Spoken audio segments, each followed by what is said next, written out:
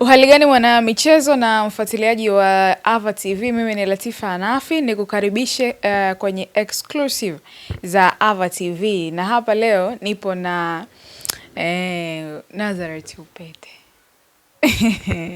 Na joto kuelekea dabi ndio linapamba moto. Tulikuwa tunahesabu masaa kadhaa tu kuelekea dabi ya Kariakoo pale kwenye uwanja wa New Amani Complex.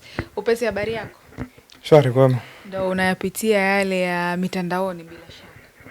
Nilikuwa naangalia hii nani Israeli yaanza kuishambulia Iran. Ndio nimeanza kuangalia. Yeah. Tusiombe tufike huko. Yeah, alhamdulillah, lakini mimi naamini Mwenyezi Mungu ana njia zake pia. Kwa sababu hata waliofika hapo kuna sababu za kufika hapo. Kwa hiyo sidhani kama tunaweza kufika huko, sioni. Kabisa. Sasa ongelee dabi. Hivi ni siku imebaki siku moja kuelekea kuishuhudia dabi ya Kariakoo ambayo imesubiriwa kwa muda mrefu. Ilibidi ichezwe Disemba, tarehe ikasogezwa mpaka Machi 1 na inakwenda kuchezwa pale kwenye uwanja wa New Amani Complex.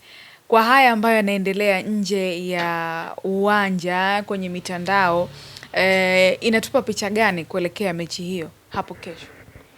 Inatupa taswira ya moja kwa moja kwamba tunaenda kushuhudia mchezo ambao una sababu ya kwa nini huwa unaitwa mchezo bora nchini Tanzania kwa muda wote, lakini pia kwa nini inatajwa kama miongoni mwa dabi bora barani Afrika, kwa sababu dabi siku zote nazungumzwa siku ya kwanza mpaka siku ya mwisho. Nasema it's a game we play every day regardless ya ndani ya pitch inasubiri kwa muda ama inachukua muda kuja kuchezwa, lakini ukweli ni kwamba inachezwa kila siku na kila mmoja anatamani kuwa sehemu ya mashuhuda wa mchezo wa dabi. Kwa hiyo ni mchezo mzuri, ni mchezo ambao tunaweza tukawa tunawekea matarajio makubwa, lakini zaidi ni mchezo ambao kila mmoja atakuwa na nafasi nzuri ya kufurahia. Kulingana na kile ambacho sasa kimeamuliwa na bodi ya waamuzi ama kamati ya waamuzi na kuchagua ile seti ikiongozwa na mwamuzi wakati Nasoro Mwinchui, hapo ndipo pia pamekuja kuizua mijadala mingine kwamba inakuwaje, hana beji ya FIFA, umri umeenda, hafai, uyanga mwingi. Wewe una maoni gani kuhusiana na hilo? Kwa Nasoro Mwinchui, kwa upande wako kukabidhiwa dabi hiyo ya Kariakoo. Mimi bana sijui hata wanaodiscuss hicho kitu wanaona nini. Tulishawahi kuwa na waamuzi wengi wenye beji ya FIFA wakaharibu pia. Tulishawahi kuwa na waamuzi wasio na beji za FIFA wakaharibu na wengine wakapatia. Kama kamati ya waamuzi imejiridhisha kwamba Mwinchui ana deserve kuweza kuchezesha michezo hii ama kuchezesha mchezo huu, binafsi sina mashaka hata kidogo, kwa sababu at the end mimi kama ungeniuliza tamanio langu tangu mwanzo ningesema labda atoke nje. Kama ilivyotokea kwa kina Amin Mohamed Omar, na tuliona performance yao ilivyokuwa bora. Yes, utulivu wao, maamuzi yao, ulikuwa ungeweza kufikiri anatumia VAR, lakini yeye mwenyewe tu kwa uthubutu wake na kwa macho yake alikuwa anaweza kuona ni nini ambacho anahitaji kuweza kukifanya na akawa anatoa maamuzi sahihi. Kwa hiyo kwangu sio issue ya eti sijui maamuzi Mwinchui sijui nani. Kwangu ni naona kama ni sehemu ndogo tu ya kile, ukiwa bora unaweza kushinda dhidi ya maamuzi yote. Simba wamefungwa na waamuzi tofauti, si ndio? Hizo mara 6 ya kuchezesha maamuzi mmoja. Kwa hiyo Yanga pia wameshinda kwa waamuzi tofauti. Kwa hiyo sioni mastaajabu sana kwenye hilo. Nikidhani kama watu wanapaswa kuwa wepesi tu wakumbuka kwamba hizi dabi bado zitaendelea kuchezwa na bado kumekuwa na watu wengi ambao wanaweza kaderiva kwa ubora ule. Kwa hiyo kwa sasa hivi hata ukiniuliza maamuzi, kwangu it's okay, hakuna shida yote. Ni kwamba kama kinachoendelea upande hasa ambao unaonekana kulala, yani kutoenda sawa na mwamuzi ni upande wa klabu ya Simba, wengi wakionyesha kwamba hawajavutiwa naye. Inaweza kuwa ni mind game tu za kuweza kuondosha kwenye mchezo kuelekea dabi hiyo ya Kariakoo. Ni wao sasa hawajaridhishwa kwenye kipi, kwa sababu at the end mechi itachezwa na Nasoro Mwinchui atachezesha. Lakini pia inaweza kuwa ni trial ya kumtoa yeye mchezoni. Kwani Mwinchui anaona yanayoendelea. Anaweza kawa anapita na angalia. Kumbe Simba wanahisi mimi wanawapendelea. Okay, basi sawa. Yaani Simba wanahisi mimi wanaipendelea Yanga. Basi sawa. Nitaenda kujiandaa alafu nitakuja ikitokea tukio lolote nitajaribu kuamua hivi ili tu isionekane na wapendelea labda Young Africans. Kwa hiyo hatari inaweza ikawa inatokezea hapo kwamba wakati fulani ambao watu wanahitaji kuweza kufanya mambo mazito ama wanahitaji maamuzi magumu yatokee, mtu anaweza siamue kwa uhuru huo akiamini kwamba nikifanya chochote labda nitakuwa nabeba Yanga. Kwa hiyo nafikiri hiyo ni baadhi ya vitu ambavyo vinaweza vikawa vinatokezea, lakini naendelea kuamini kwamba chochote ambacho kitatokezea ni kwa sababu tu ya matokeo ya mpira wenyewe, lakini wala haipaswi kuhusishwa na baadhi ya mambo ambayo yatakuwa yakiendelea sasa. Na kulinganisha sasa na performance za mechi za hivi karibuni ama za mwisho ambazo zimechezwa na Yanga pamoja na Simba, tuitarajie kuwa ni dabi ya ushindani kiasi gani? Ni dabi itakuwa nzuri kwa sababu kila kitu ambacho kinazungumzwa nje ya uwanja kinaweza kachangia pia ndani ya uwanja affection fulani. Kwa hiyo kila mchezaji atajaribu kutetea kila ambacho kimekuwa kizungumzwa kwa upande wao kuelekea kwenye dabi, lakini pia kila mchezaji atajaribu kutengeneza mizania sawa ya kuona ni mechi ya kujiuza, ni mechi ambayo anapaswa kutoa kila kitu, tunasema give it all. Na performance zaidi pia itategemeana na wachezaji wanafahamu nini kuhusu dabi, wanataka kushinda kwa ajili ya nini. Viongozi na technical bench linafahamu nini kuhusu dabi, lina approach vipi kuhusu dabi. Ikiwa kila mmoja ataingia na hiyo mentality, tunaweza tukaona moja kati ya dabi bora sana kwenye historia. Na nimejaribu kufanya mahojiano na watu tofauti.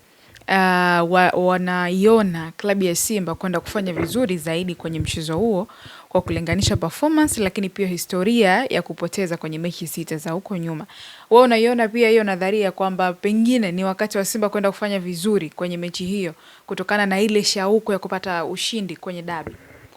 Nafikiri hakuna mechi ambayo Simba alishawahi kuingia afu akawa anasema ngoja nikafungwe tu. Sidhani kama kuna mechi hiyo. Na hata hiyo nadharia watu wasifikiri kama Yanga pia wamenyamaza ama Yanga hawataki kushinda tena.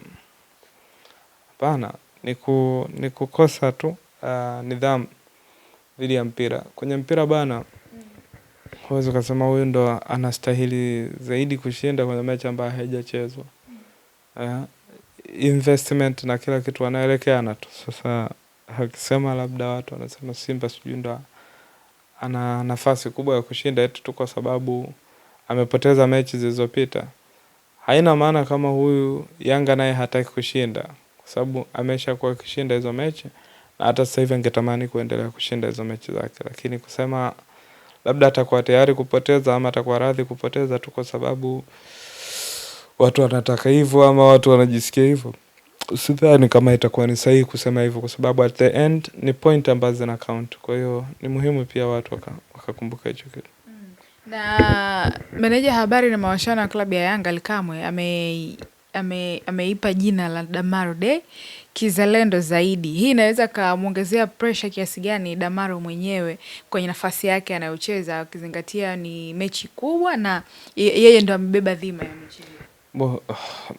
Nikidhani kama Yanga wameshafanya sana hivyo kwa wachezaji wengi, so kama ni pressure haiwezi kuja kutokana na kuitwa hivyo.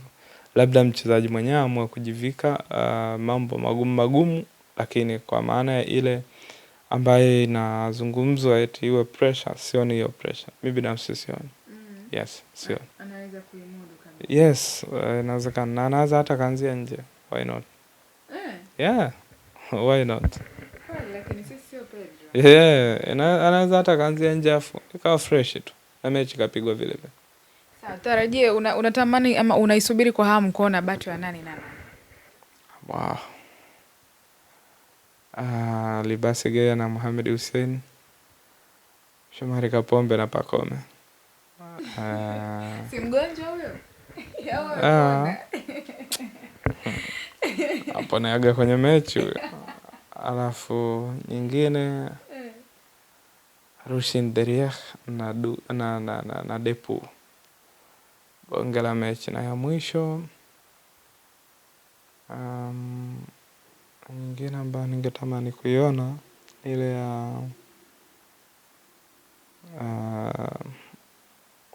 kuna pale kwenye kwenye safu ya ulinzi ya Yanga,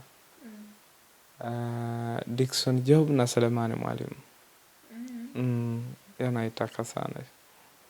Hizo ndo baadhi ya vitu ambavyo ningetamani kuvitazama binafsi. Na inaleta hamu pia kuisubiri. Wazi kabisa. Wazi kabisa. Hapo kwa Pacome na Kapombe hapo kazi. Patamu hapo. Hapo haijawahi kuwa pepesi.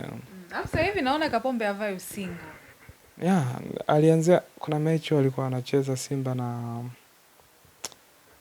walicheza nafikiri na Mashujaa kitu kama hicho. Kuna mechi walicheza pale KMC. Ilikuwa na Mashujaa bwana. Simba alicheza mechi moja pale KMC. KMC hapo. Alikuwa akicheza dhidi ya KMC. Ile mechi dhidi ya KMC Simba alishinda 2-0. Kitambali ingia nacho Kapombe. Lakini wakati mechi inaendelea nikakiona kwa Rushin Deriech. Tangu hapo sijamuona tena Kapombe kuvaa kitambaa. So sijui nini ambacho kilitokea, lakini naheshimu kila mwalimu na kapteni wake. Sawa, tusubiri kwa mimi pia nasubiri kwa hamu kuzishuhudia hizo bato pale uwanjani kwa hizo nafasi za wachezaji. Unaenda Zanzibar? Mie? Jadu kaenda. Unaenda Zanzibar? Jadu kaenda. Baba akifa mama wa haponi. Kwamba alipo Jadu upo. Alikuacha tu Morocco ile. Sijui na yeye alikuwa na nani, alikuwa na mradi wake Morocco sijui. Sasa labda nimekwama. Ila uzuri na muamini. Haya, basi haya. Kwani kuna matatizo? Wala. Ndio niambie. Amna, safi kabisa. Mimi napenda sana collab yenu. Mpo vizuri. Asante.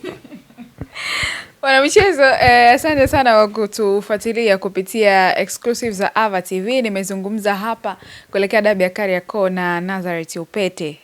Na imani wewe pia unasubiri kwa hamu bato hizo ambazo wameizitaja hapa. Pacome na Kapombe na hizo nyingine ambazo zimetajwa. Tusubiri dabi ya Kariakoo na tutapata uchambuzi pia kwa kina.